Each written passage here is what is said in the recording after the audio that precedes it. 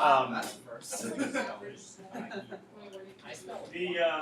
So all right, TWAs, number one, you did it, it's done, it's over with, you don't have to worry about it. Woohoo! So that's good.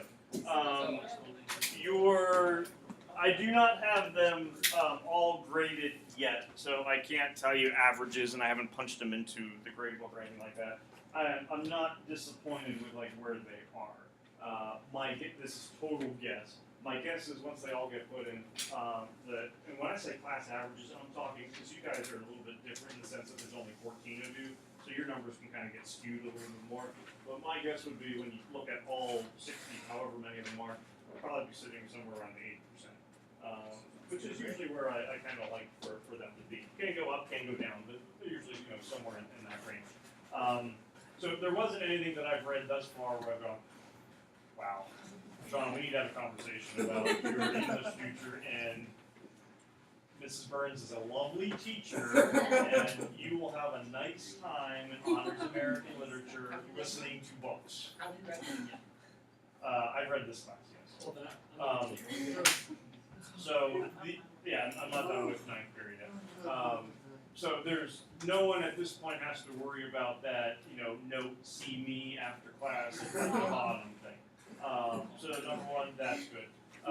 First, TWA, I tend not to announce and keep it somewhat hidden, I guess, because I think if you know that you're going to get a TWA, then people tend to make mountains out of molehills and get a little bit more worried about it. Now, I have first period, you're my next AP class. There were a lot of conversations taking place in physics where you kind of knew what was going on, and I thought you should have something to talk about in physics other than physics to bring joy to your life, or calc, or whatever else was going on.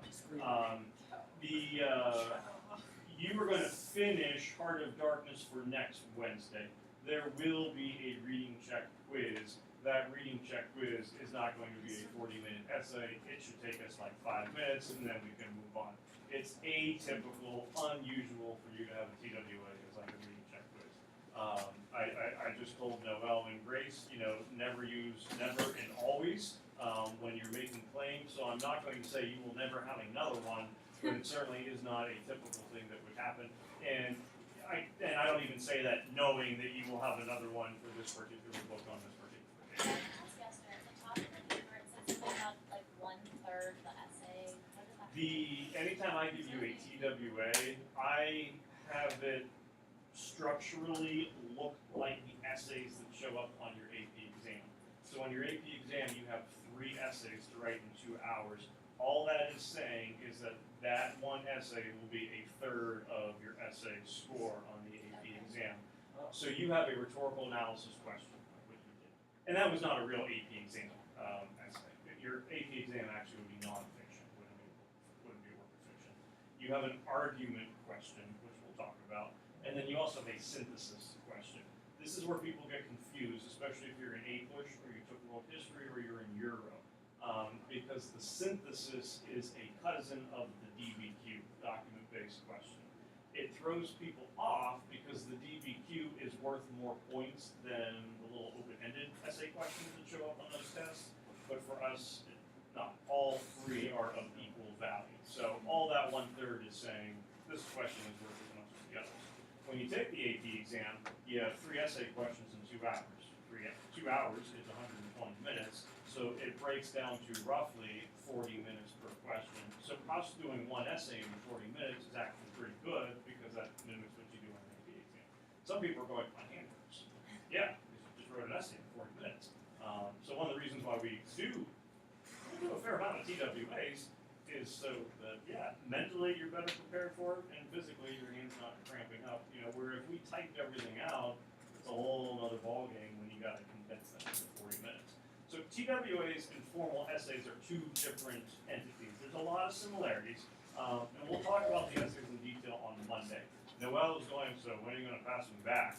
I would pass them back tomorrow, but I physically won't be here tomorrow, so I'll pass them back to you on Friday.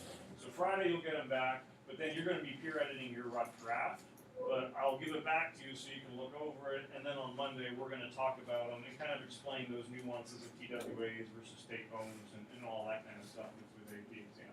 So I'll put them in the grade book. I don't know if it'll be tomorrow night or Friday morning, but they'll be in the grade book. You'll get them back on Friday. Probably won't get a chance to really talk about them on Friday because you'll have other stuff to do, but then we'll, in Monday go into detail. Two things. I wanted you to do a lot of writing early on in the year. So by Friday, when you have your other rough draft, you'll have written 3 essays in 3 weeks. That's an essay per week. Doesn't really get any worse than that. We don't write an essay every week, because I can't read all of them.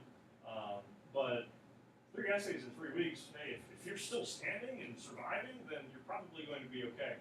It doesn't get more difficult. You might think some essays or some texts are more difficult than others, but you writing 3 essays about 2 different books simultaneously, not exactly simultaneously, but within the same time span, that's pretty good. So it's not that in November, all right, now we're really going to get to work.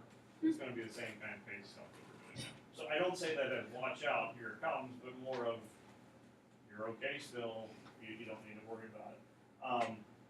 In your Big 4 syllabus, you don't need to turn to it, but on page 8 is the whole thing when we're going to get into when it comes to Heart of Darkness and things like that. The application in writing is read the novella Heart of Darkness, then in a well-organized essay, analyze the rhetorical devices Marlowe uses to characterize Kurtz. That's your essay assignment. You just did it. So your essay for Heart of Darkness is done, finished. You don't have to worry about another one. Now, you will have a test for Heart of Darkness. We will do a multiple choice test. It's rare that you do an essay for a book before you finish the book. So Jake still needs to read part 3 because there'll be questions on the test about part 3, and we're certainly not going to hit all those little details. So keep reading, but when is that Heart of Darkness essay going to happen? Past tense, it already did. You wrote it. Oh, this test, is it the whole book or just the? It'll be a whole book. Okay. So the way things are kind of set up in a timeline, and the dates are on your weekly syllabus. Wednesday of next week, you want to finish part 3. Purposely waiting until Wednesday, a week from today, so that you can finish up whatever you need to do with your Grapes of Wrath essay for Friday. You can kind of focus on that. You can come back to this book after you've done that draft.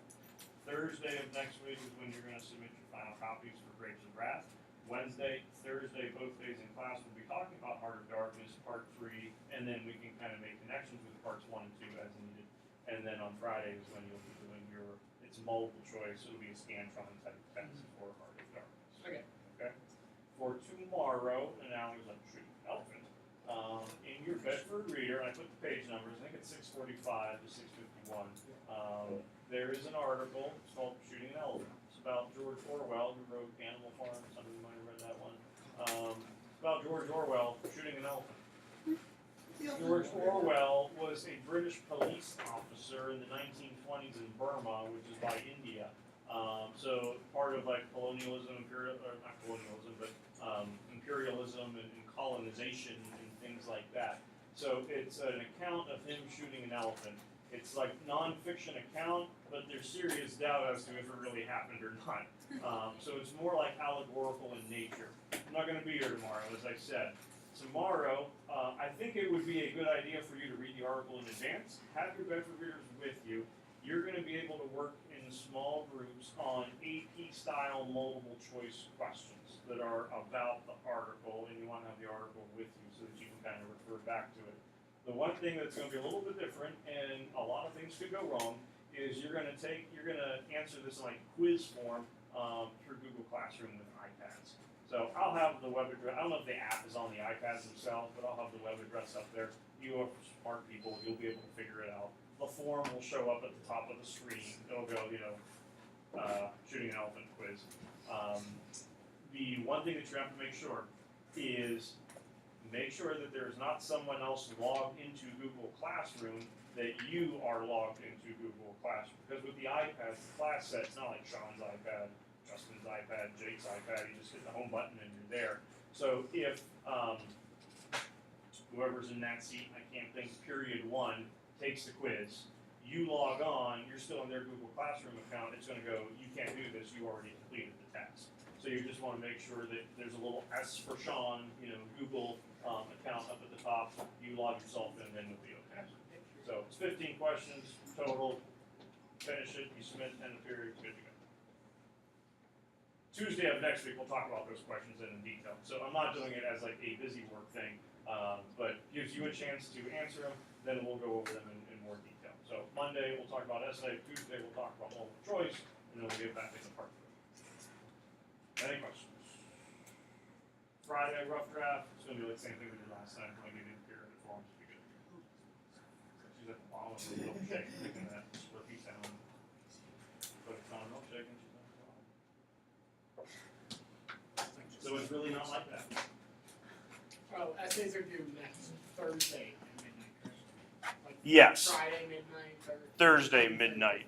Friday. So when you come into school on Friday, it's already submitted. Oh, okay. On this Friday, I will have the turnitin.com forms as to how you sign in and all that stuff.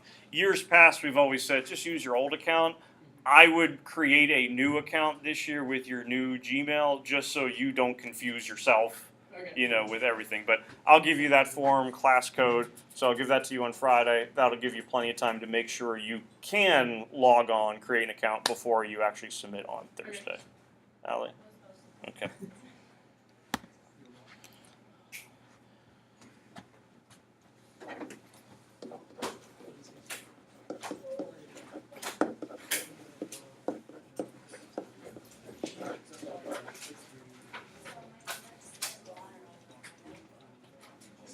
Oh, brother, sugar, hey. Why did it spit it? Because I poured it in his mouth and then shot it up his nose.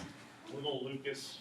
Is it little Lucas or is he big Lucas? Well, he's taller than me, but he's younger. But he's younger, so we'll still call him little.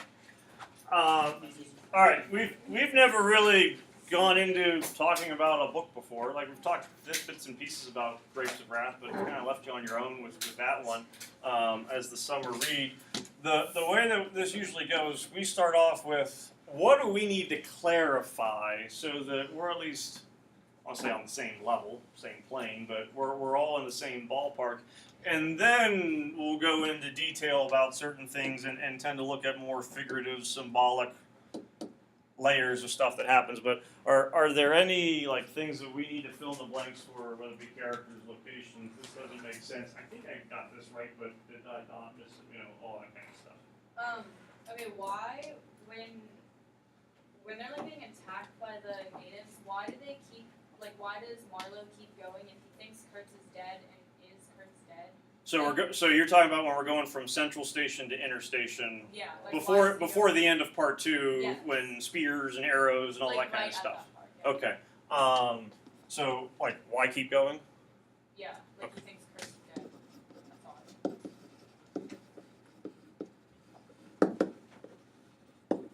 So when the steamer is attacked. Okay.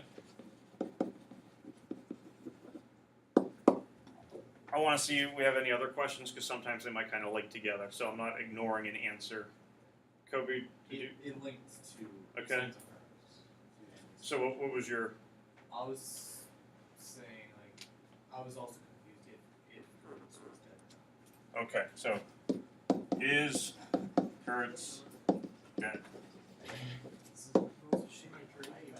That would be fairly important, I guess, to try and figure out. Yeah. There's like they keep saying like the simple people and the pilgrims. Like who is the pilgrim? Like who are the pilgrims? Who are the simple people? Like I don't know. I like the language. I don't know. Okay. All right. I'm going to start with Kobe's question. No. Okay, good. So the follow-up then to your question, because he doesn't know yet. If what was weird? I mean, there could be a lot of things that you could say that were weird about yesterday's essay writing experience. What did you have to do for the essay? Like, what was the task? Characterize Kurtz. How do you characterize Kurtz based on Marlowe's description of Kurtz? Well, how the heck do you describe a guy that we haven't met yet? That doesn't make sense. Because he, it's a simple answer.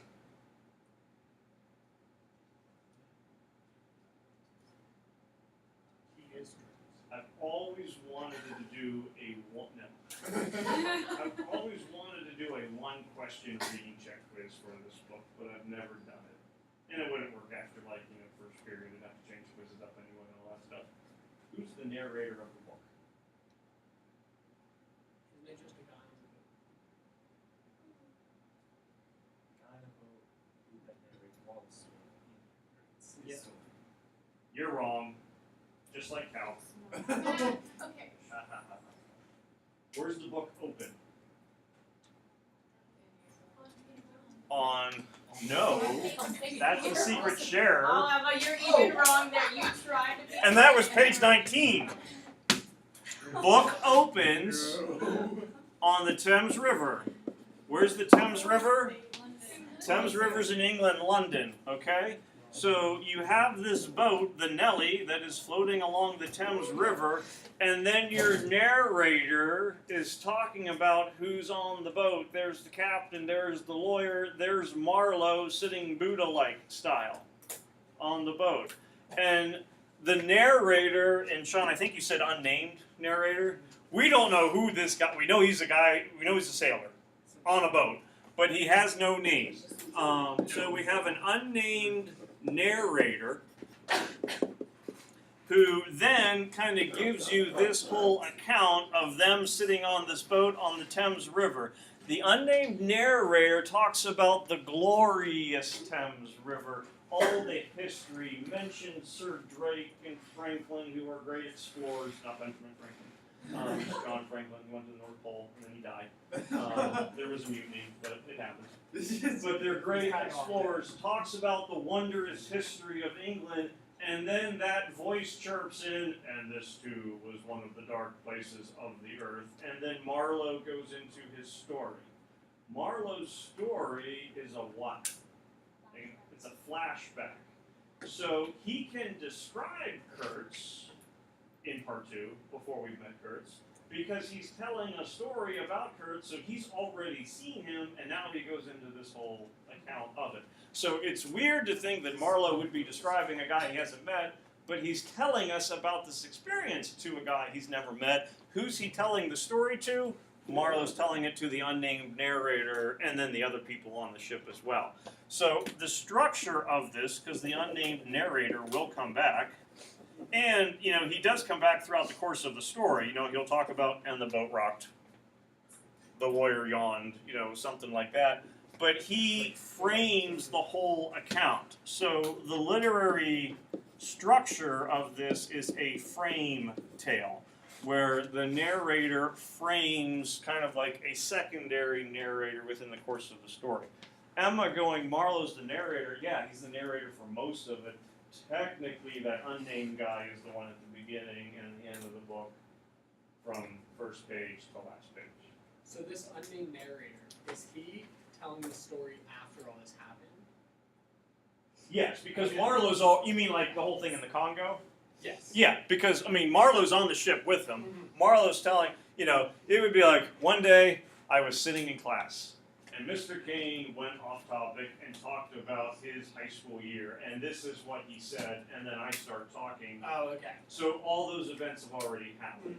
So it's not that Marlowe's making this up, at least we don't think he's making it up, but he's telling about something that already has occurred. Oh, okay. So even though he hasn't introduced Kurtz physically to them, and this is when I met him, he can describe him because he has met him. So in response to then that initial statement, yes, he's alive. No, he is not dead. Now that doesn't entirely answer Annalise's question, or Annalise's, Annalise. It's too confusing. Of why keep going, because when that would be happening in real time, he doesn't know for sure if Kurtz is alive. Not counting words like the, is, anyone want to take a chance at what word shows up more often in this book than any other word? No. Kurtz. Kurtz shows up in the book 122 times. Wait, seriously? Yeah. Oh my god. More often than Ivory. Wire is said in every scene. So if Marlowe's telling the story and he keeps saying Kurtz over and over and over again, what can you kind of start to assume about Marlowe? He's obsessed with Kurt, so he has to keep going because I need to find this man. And I'll get to you in a moment. And think about the time aspect that's taking place. You know, he's in Brussels, and we'll probably get into that here in a moment. He's in Brussels. He has to then take a ship that is going to take him to the coast of Africa. It takes him 30 days to get there. He says it takes me 30 days to get to the mouth of the river. Then he's at the outer station. He's stuck in outer station for 10 days. Then he has a 200-mile, 15-day journey to central station. There's my ship. It's underwater. I have no rivets. I need rivets. And he is there for months. So he's had almost like 5.5 months, 4.5 months, where by the time he gets to outer station with the accountant, they keep mentioning, or he keeps mentioning this name. If you have 4.5 months to think about a person that you've never met, you're probably going to get obsessed. I need to meet this guy. I need to kind of find him. So I would say at this point, it's probably obsession more than anything else as to why to keep going with it. So like, I don't know, like, so the narrator and Marlo like go off and on together. So like, whenever like a quote starts again, and it seems like no one's talking. That's to Marlo, yeah. And because it's kind of funky because you'll get a quote at the beginning of the paragraph, but there's not one at the end. Yeah. It's still just signifying that it's Marlo speaking, so it's like a continuation. But if you get a narrator and there's not any quotation marks, you're back to the original narrator. And he'll give like a line here and there, and then it goes back. Of course, that famous question is, why would you do that? I think you kind of have to be done with it before you really kind of get a full answer to it. Allie, you were asking about pilgrims? Yes. Besides eat turkey, what do pilgrims do? They travel. They go on trips. And there's traditionally like a religious kind, like a pilgrimage. Christians and Jews will make pilgrimages to Jerusalem. Muslims will make pilgrimages to Mecca. So there tends to be kind of a religious connotation. Who is our main pilgrim? Marlo is on that pilgrimage to find who is this guy. And again, don't take this as, ooh, this is code where he's telling me I messed up my question on my TWA. There's a lot of different ways that people were kind of explaining how Marlo characterizes Kurtz, and so I'm not saying you had to pick this argument, but one of the things that people were kind of picking up with Kurtz is Kurtz kind of thinks of himself probably as being like what? Because they're making references to my all the time. Yeah, like above all else, almost kind of like a demigod, deity kind of form. And again, we haven't had Marlo's interaction with Kurtz quite yet, but if he's kind of looking at Kurtz as this godly-like figure, who's really a terrible man, but he's so awesome, it kind of makes sense that he would be making that pilgrimage to him. The natives, and you'll get a lot of different names taking place. The natives are often referred to savages, brutes, cannibals, and then like other derogatory terms. Sometimes as like simple.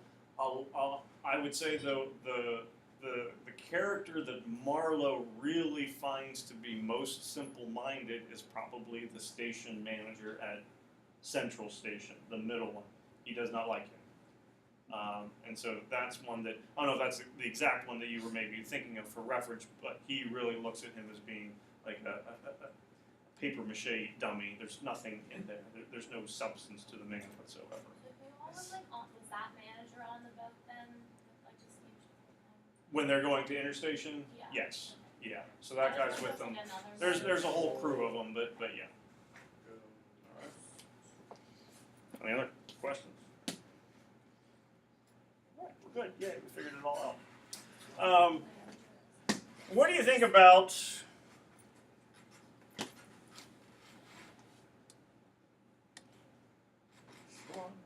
can do it. There you go.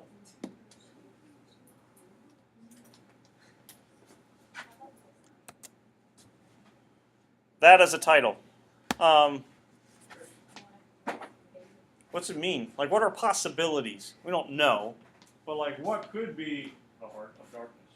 Like, what are options? So, you're not saying, I'm going to stand by this one the whole time, but, okay, so, like, in the heart of Africa, that was your answer from page 1. Just walk out.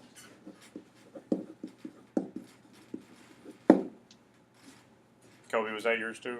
I'll take next time. Okay.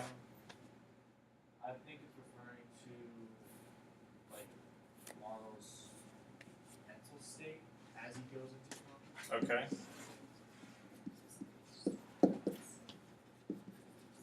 Annalise?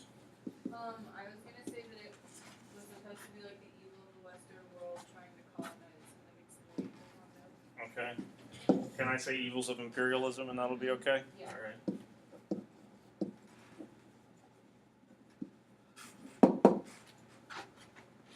Well, what's another soul option? Or not mental state, what's a soul option? SOUL. Yeah, like, he is one bad guy. You haven't met him yet. That's why he died in my dream. This is a bad guy. Yeah, in Sean's dream, what, Marlo shoots Well, him? they were just chilling there, and they were like, Marlo. True conversation. Mr. Kane, does Marlo shoot Kurtz? Oh my God. No, Sean, we haven't met Kurtz yet. Okay, good, that's what I thought. It was the same night I read the book. So like I read the book, went to bed, fell asleep, had this dream. So now I don't know what's real and what's fake. So why not ask? That's what I was nuts. If I was a heartless, cruel person, I would go, yes, Sean. Insane. The thought crossed my mind. That'll make Now, climax.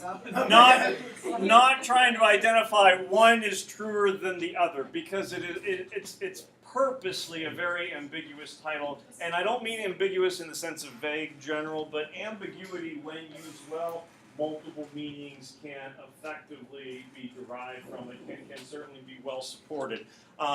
There is no doubt that he is making reference, he being Conrad, as Congo as being the heart of Africa, heart of darkness. I mean, there's a book at the time, mentioning that it is the dark continent. He's playing off of that.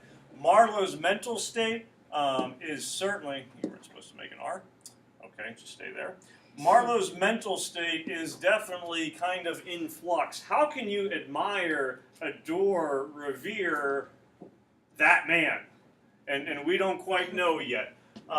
Kurtz's soul, those evils of imperialism, there's definitely a lot of things that work with those two that would bring it together. So it's not saying one better than the other. One thing that I would say that certainly could kind of put these two together, and it's in the passage that you looked at yesterday, what's Kurtz's background? It's from like I don't know, like higher up family. I don't know if they were like royal, but they definitely had money and Well educated, well to do. So, well. Ethnicity, remember anything? Father is F and F. Father is French.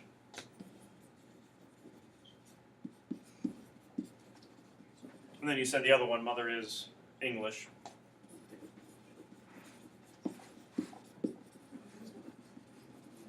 Who's he work for? What country? He's in the Congo. He's working for Belgium. Last name, if you were to say Kurtz, nationality, boy, that sounds... I think somebody said it. German. It's German.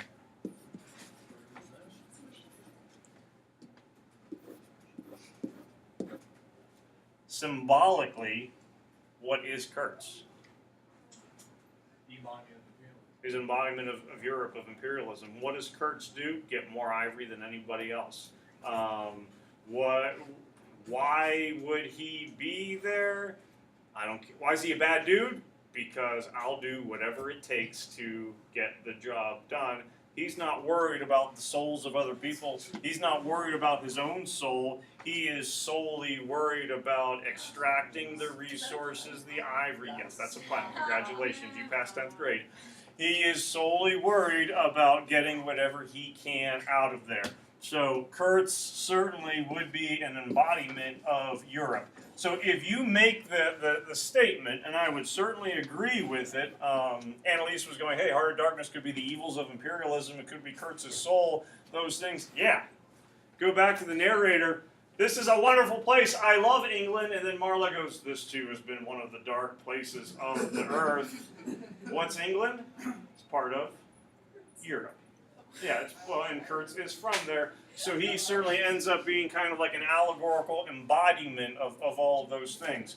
To take that even like a step further, I told you, what city does Marla go to sign up for the trading company? It goes to Brussels. The word Brussels never shows up in the book.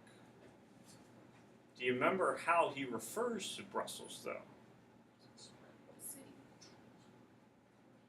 You're always going to give those answers, aren't you? Page 1, a city. It's on page 7. It's on page 73. How he refers to the city.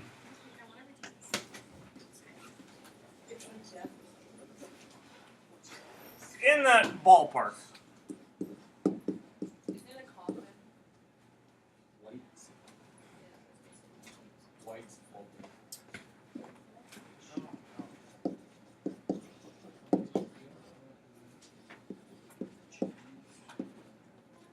E-R-R-E. R-E. R-E, thank you.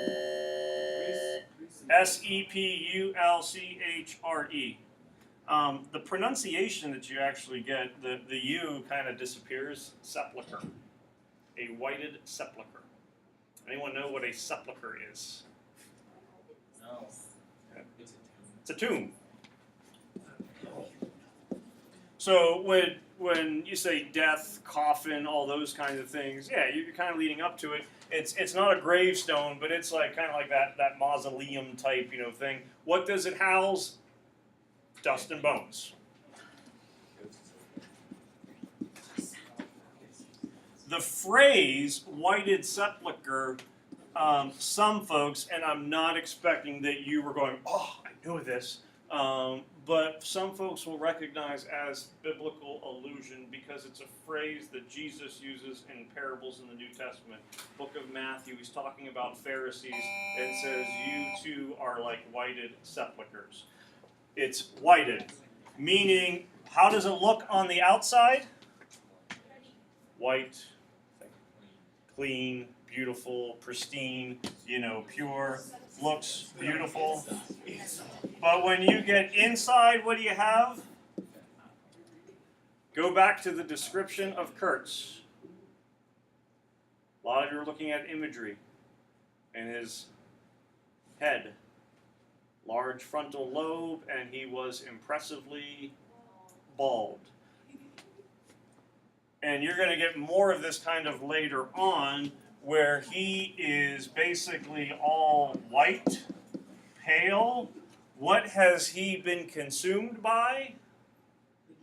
What's he pulling from the jungle? Ivory. But what does he have? Heart of darkness. So he is like that tomb. Now, he goes into the office. Marla goes into the office. Who's he see? Those two women. And this is when you're having Tale of Two City flashbacks. Because what are the women doing? They are knitting, and they are knitting with...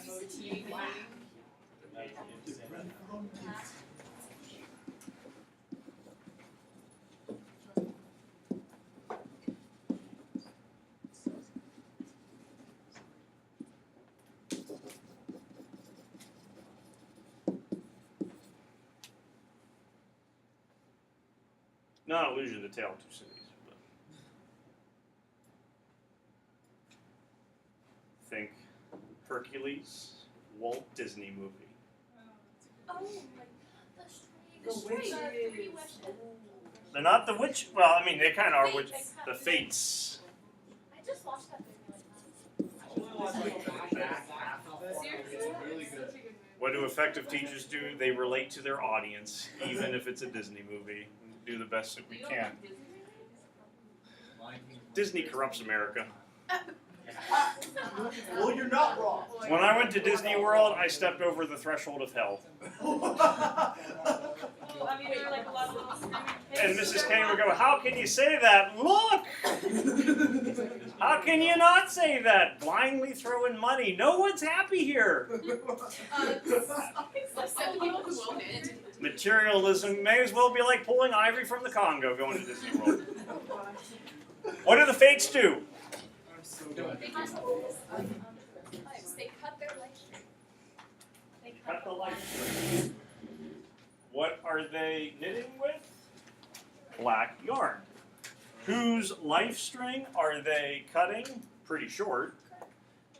Not Kurt's. Not Marlowe.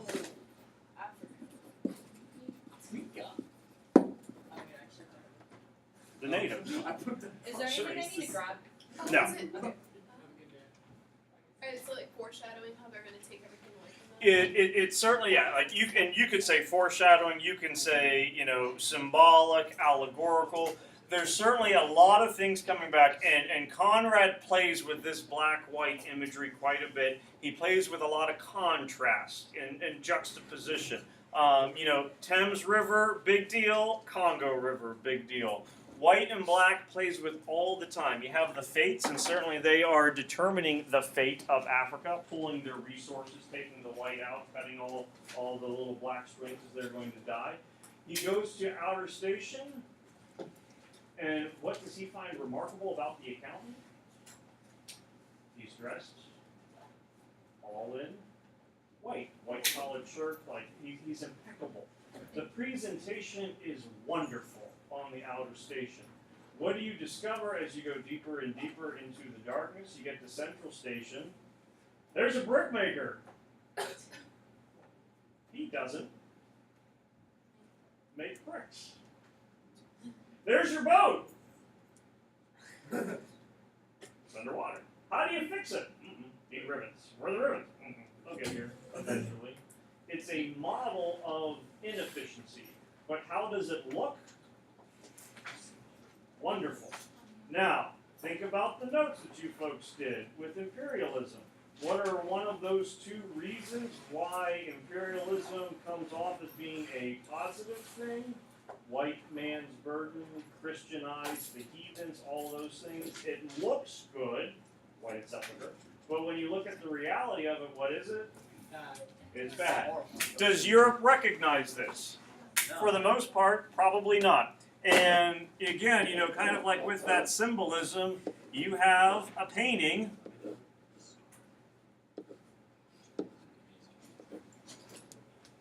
What's the painting that Kurtz painted? Lady Liberty Justice holding the scales, but she is blindfolded. So is it that justice does not see? Is it that Europe does not see the reality of what's going on? Again, it's very ambiguous with it. But you have all these things that as you go deeper and deeper into the heart of darkness, you lose morality. Certainly you could argue insanity starts to set in. How does Marlowe get the gig? Like, why is he going to be captain of the ship? And the other captain went nuts because he attacked the chieftain over 2 hens. Who does that? Someone who's gone insane. What's happening to Kurtz? Going insane. Who in the world would admire a guy like Kurtz? Possibly someone who's going insane.